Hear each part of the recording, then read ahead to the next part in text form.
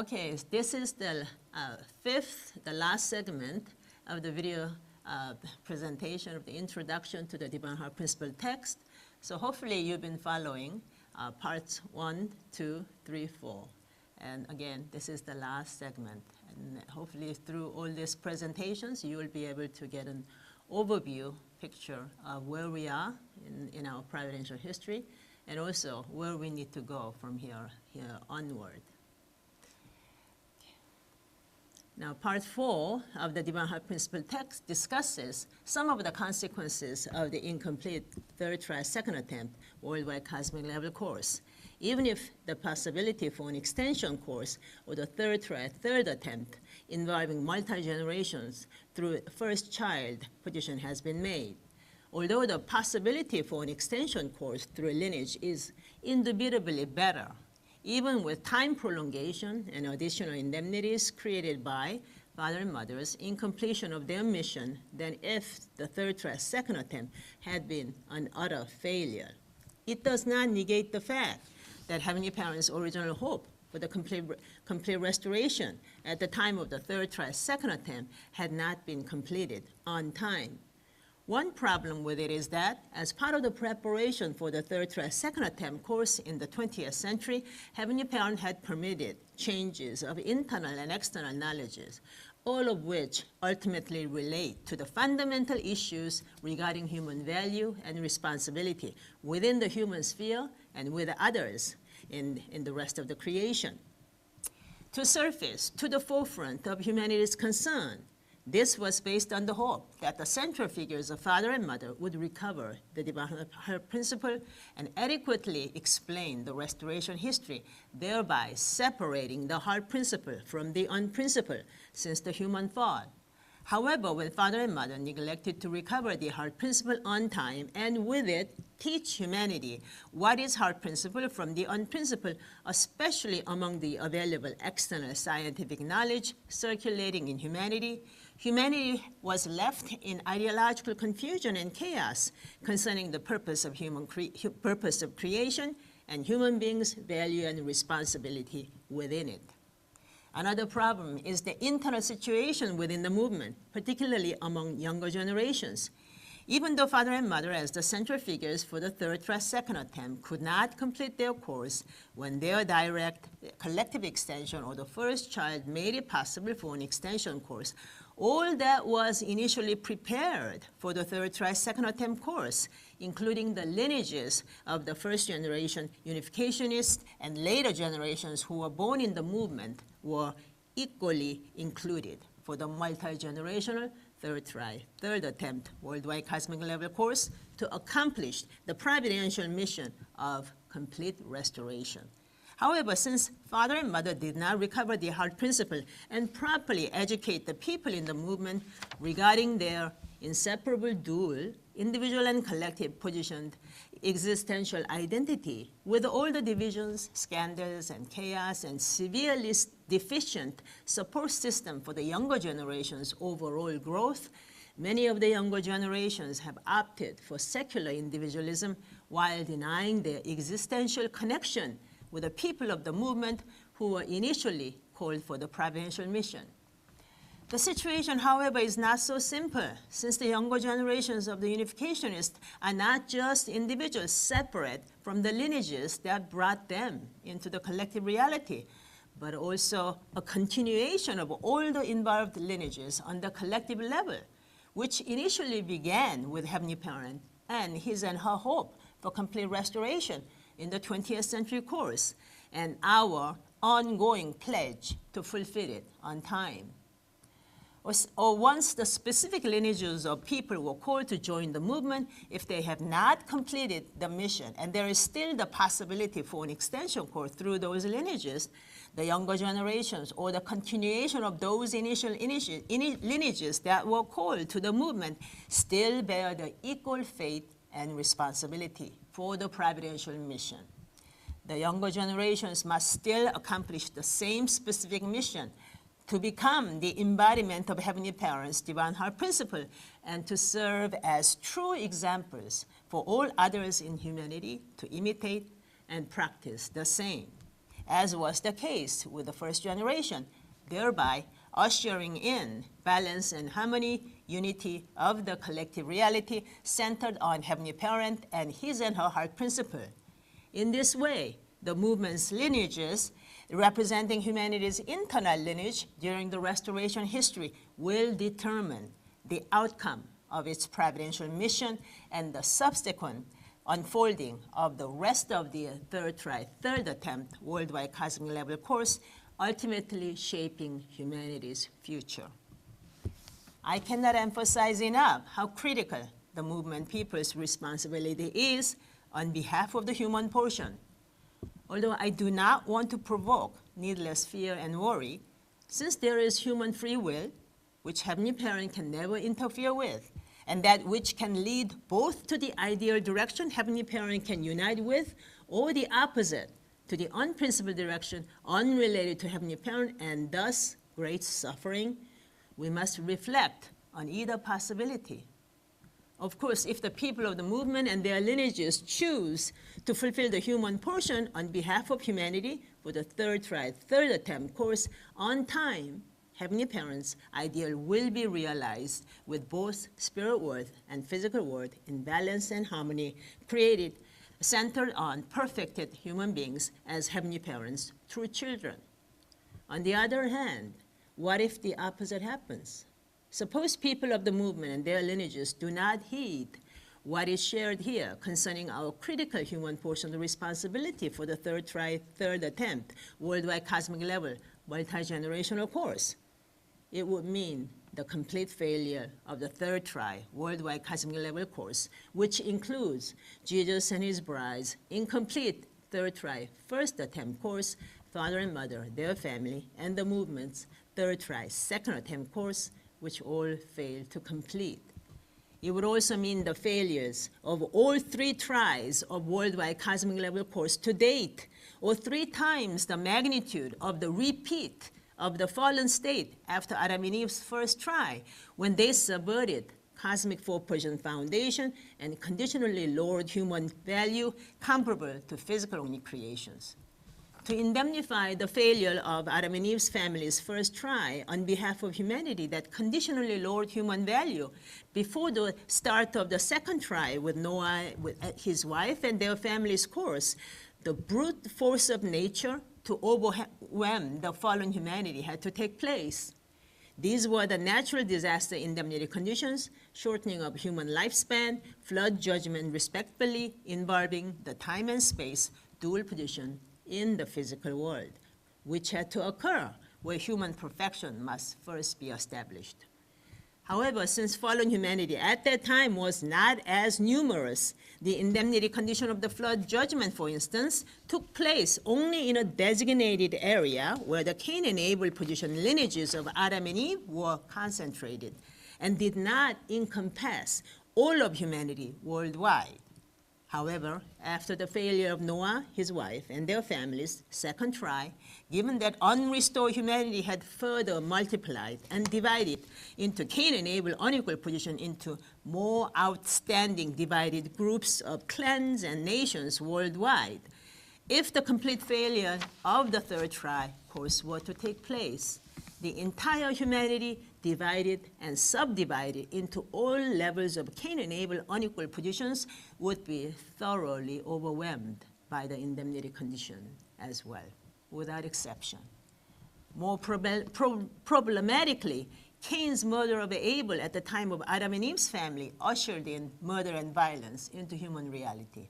However, with the central figure's continued failures and the prolongation of the restoration history, the unrestored Cain and Abel unequal position and murderous violent possibilities also multiplied into more sharply divided human realms from the family, clan, and nation to worldwide levels.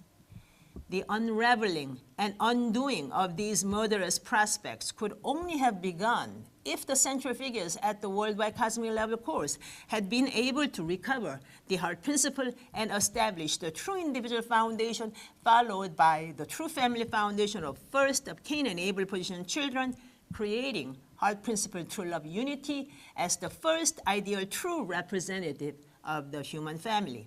Only then would the central figures have been able to succeed further with a true clan, true nation, true worldwide, and true cosmic level foundations, creating heart principle true love unity between the designated kin-enabled positioned people at every step of the way. This would in turn have opened the way to gradually rid humanity of violence, eventually reaching all people of the spirit world and physical world.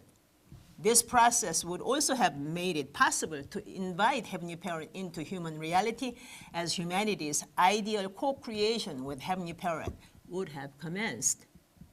Nevertheless, without the above having been established by the human portion before the start of Father and Mother, their family, and the movement's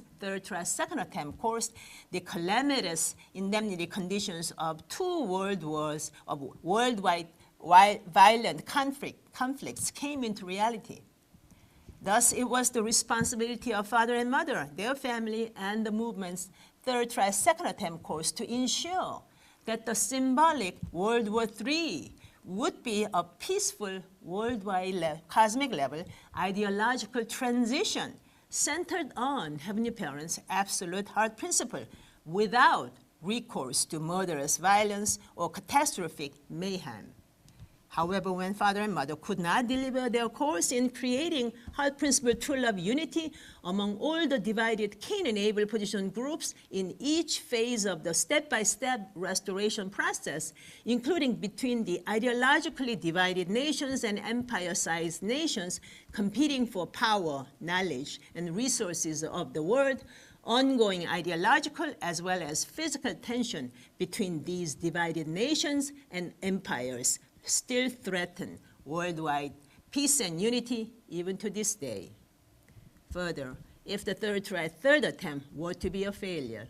without heart principle true love understanding as to why human beings as one human family under Heavenly Parent must unite, centering on Heavenly Parent's heart principle, the ideological divide and physical tension between the divided nations and empires of the world would only escalate, possibly leading to the cataclysmic physical worldwide conflict of World War III at a level of horror that the world has yet to witness. The unspeakable atrocity of such a physical World War III would be a feasible reality, since unrestored and unrestrained humanity has been able to put together a nuclear arsenal that could potentially wipe out entire humanity. Such a lethal possibility through weapons of mass destruction became an unprincipled but realistic option, especially after Heavenly Parent had to grant advancement in external or scientific and technological knowledge as part of the preparation for the second attempt course. Heavenly Parent permitting external knowledge to proceed was Heavenly Parent's 95% limited portion. However, it was the human parental responsibility that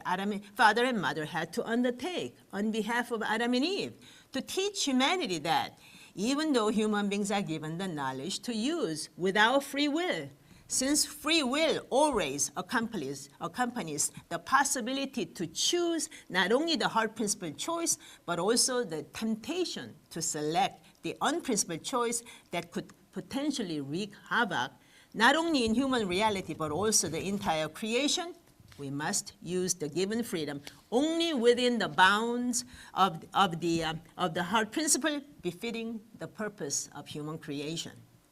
Yet with Father and Mother unable to deliver their parental responsibility and unrestored humanity not having learned how to control human free will, in compliance with Heavenly Parent given external knowledge to bring greater good for humankind and the physical creation, and instead misusing it to abuse and destroy humanity and physical creation, some have already opted for the latter, continually exploiting the possibility for more significant nuclear arsenals that could potentially decimate humankind along with the physical creation. For Heavenly Parent's part, if the third worldwide cosmic level course were to be a complete failure and unrestored humanity had been left with a devastating indemnity condition, however how heartbroken Heavenly Parent would be for what unrestored humanity must go through. As it is a consequence of the human portion, Heavenly Parent can never interfere with what is to come. This is despite suffering immensely with an ultimate true parental heart. Heavenly Parent must still wait until the human portion pays the indemnity before Heavenly Parent can proceed with a fourth try worldwide cosmic level course. In the worst scenario, if the unrestored humanity opts for the unthinkable decimation of human beings using nuclear arsenals, the only level of Heavenly Parent's interference would be to see to it that it would not be the complete and thorough annihilation of every human being in the world. That is, there would have to be a select few human beings remaining, as the whole of humanity is the children of Adam and Eve, the first human couple whom Heavenly Parent alone created as the last creative act of his and her 95% portion of the symbolic 6 stages of the creative process. Though not in any way at the same level of magnitude of the indemnity numbers, the logic is still similar to the time of Noah, his wife, and their family's second try course, when out of the number of people from the lineages of Cain and Seth in the able position representing humanity, only 8, or Noah, his wife, and their 3 sons and with their wives had to remain to continue humanity's internal lineage. If the above unthinkable were to happen, of course, all those who were connected to the third try, including the movement's lineages, would be the first to be included as the indemnity numbers representing humanity. Some first-generation people may think that by then they will all be in the spirit world and that this will not adversely affect them. On the contrary, they will have to witness their lineages inordinate suffering in the physical world and be tormented with their lineages' cries of blame. They will also have to atone for their failures, as they will not be able to reach a good location in the spirit world and will have to wait, along with others in the spirit world, until the next chance for the worldwide cosmic level complete restoration through human perfection. That is, since human perfection must first be established in the physical world with spiritual and physical selves intact,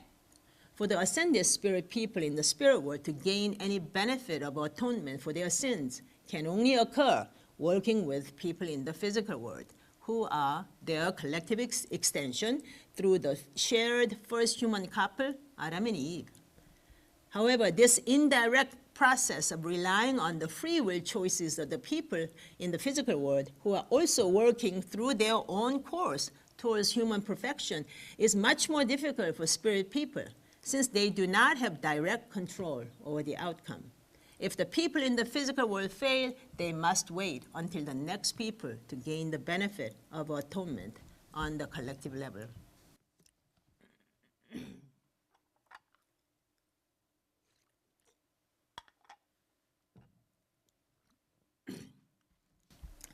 Also, after the human fall and continuous failures of the central human foundations, the spirit world is divided into various realms without unity, each according to the dissimilar merits of the variant providential age, spearheaded by its major religious tradition, which brought about internal knowledge change for its time. For instance, there is the movement's realm with Father Moon, and where the ascended unificationists congregate, just as there is the Christian realm with its leaders and believers. What people connected to Chongpyeong world claim to be the highest of heaven is not Heavenly Parent's ideal. It is simply the highest in the movement's realm. But there is no absolute unity and complete freedom all throughout the spirit world, centered on Heavenly Parent and his and her heart principle for now, without complete restoration. Further, the type of spirituality that our movement has had for decades, centered on Chongpyeong work, is still a low-level spirituality, inappropriate and inadequate for the worldwide cosmic level expectation of complete restoration through human perfection. There is more on this in part 3 of the Divine Heart Principle text. In fact, contrary to what some religions teach, that physical world is a place of suffering and that the spirit world is the place of bliss, it is not the case in Heavenly Parents' heart principle. Both spirit world and physical world must be equally beautiful and joyous places, with human beings as Heavenly Parents' true children and the center of Heavenly Parents' whole creation. It is just that. It is not up to Heavenly Parent how spirit world and physical world turn out. Heavenly Parent gave the entire creation of spirit world and physical world to human beings. We must perfect both worlds in Heavenly Parent's ideal and return them to Heavenly Parent through perfected human beings. The above is the current precarious reality created by the non-delivery of complete restoration on time. Although father and mother's lineage's collective extension or the first daughter made it possible for an extension course, and the Providence has gained time for the third attempt course, still none of the indemnity conditions afflicting humanity since the time of Adam and Eve have been thoroughly restored. An extension course also entails an indemnity period of confusion, during which time ideological and physical tensions and conflicts persist to varying degrees at disparate levels of the divided human reality. This situation is still preferable to the alternative of no extension course, as that would have resulted in the complete failure of the third try worldwide cosmic level course, and the worldwide natural disaster conditions and or the widespread devastation caused by lethal human invention would have been in the offing. But without humanity or the children of Adam and Eve taking responsibility and paying indemnity for our unprincipled free will choices since the time of Adam and Eve's family, Heavenly Parent cannot commence with a first try worldwide cosmic level course, as Heavenly Parent will never give up his and her absolute ideal through human perfection. In the event of human portion of the failure at the time of the worldwide cosmic level course affecting the entire creation, the whole of humanity would have to pay for indemnity before Heavenly Parent can recommence with the human portion. Given the above, the restoration history, which is not Heavenly Parent's ideal history, but that one that endeavors to restore or undo the wrongs committed by the human portion, is still being written by the deeds of the central figures of humanity's internal lineage or people and lineages connected to the movement. In the meantime, until the complete restoration by the deeds of those included in the third attempt worldwide cosmic level course involving multi-generations, provided that the indemnity conditions that have been besetting humanity since the time of Adam and Eve's family's human fall have not been restored, they will continue to afflict and tempt humanity with similar conditions. However, at least we now have the basics of Heavenly Parent's absolute divine heart principle revealed, which means every human being could at least start making individual and collective endeavors, not only to make no more unprincipled choices on the individual level, but also to mitigate the indemnity conditions coming from their immediate or external lineages on the collective level until complete restoration. This must be done with each person of humanity making some form of continuous effort, working toward the greater collective good of all. Since the providential timing we currently inhabit is comparable to when the entire humanity as one family from the first human couple Adam and Eve, whom Heavenly Parent alone created, shares the same collective level fate at the worldwide cosmic level. I know that all of you facing all this content for the first time is very difficult and shocking. Believe me, I understand your alarm very well. I too was raised with what Father Moon taught, which was another variation of the Christianity-inspired Messianic theology that humanity has been taught for thousands of years. As father and mother's first daughter,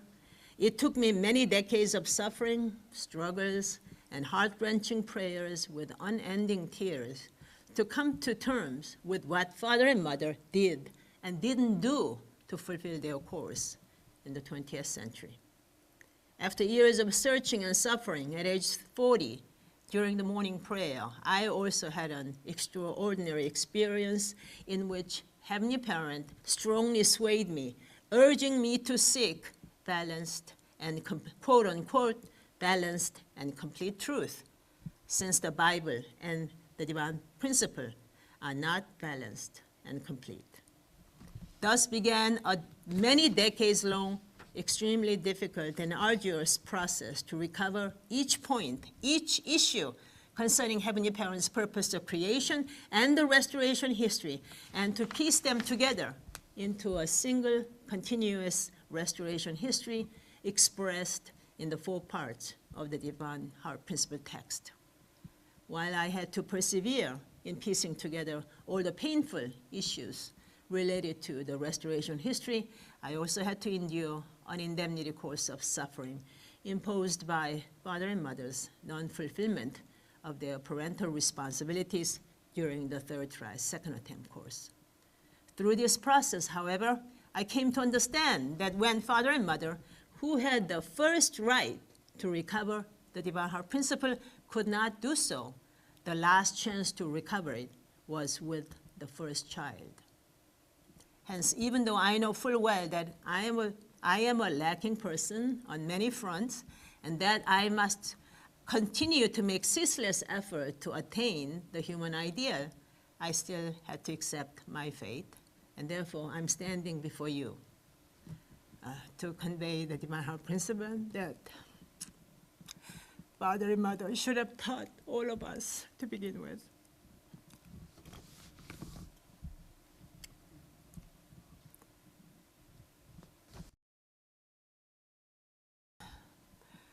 Still, some people in the movement, influenced by traditional Korean culture that stress filial piety, may urge others to have absolute faith or quote-unquote filial piety towards father and mother, meaning never to question their choices and actions. However, is this correct? Shouldn't filial piety be first and foremost towards Heavenly Parent, who is the ultimate true parent to humanity and who will never change his and her own absolute standard of Divine Heart Principle regarding the purpose of creation and human portion of responsibility? When Heavenly Parent will never interfere with the human portion, and father and mother, who had a specific mission to undo all the wrongful conditions of humanity by their own true examples of human perfection for all others to imitate and practice, did not deliver their portion. Is it okay to cover it up when time is leaking away for the people of the movement?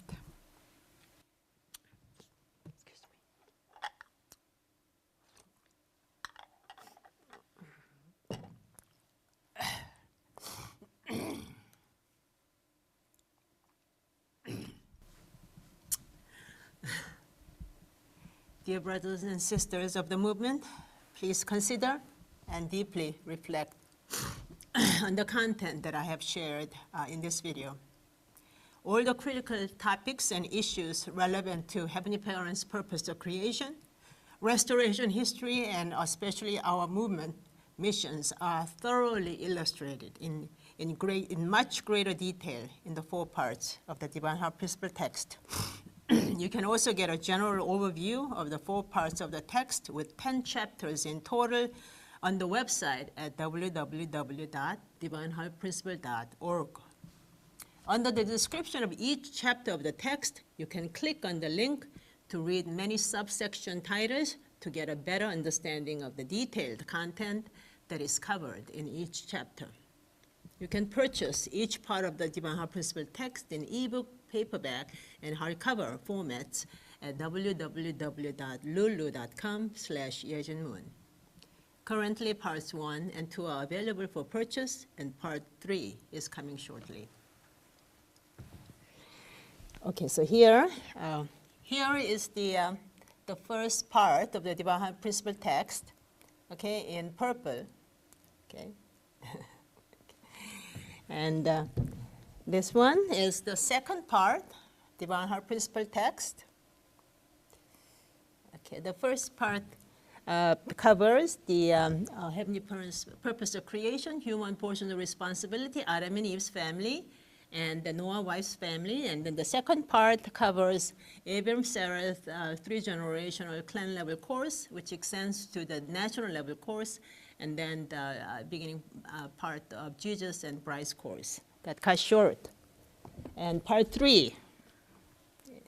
okay, here in blue, this covers the 2,000 years preparation after Jesus' short life, before third try, second attempt, and it extends to father and mother and the family and the movement's 20th century course. And part 4 will be coming shortly after part 3.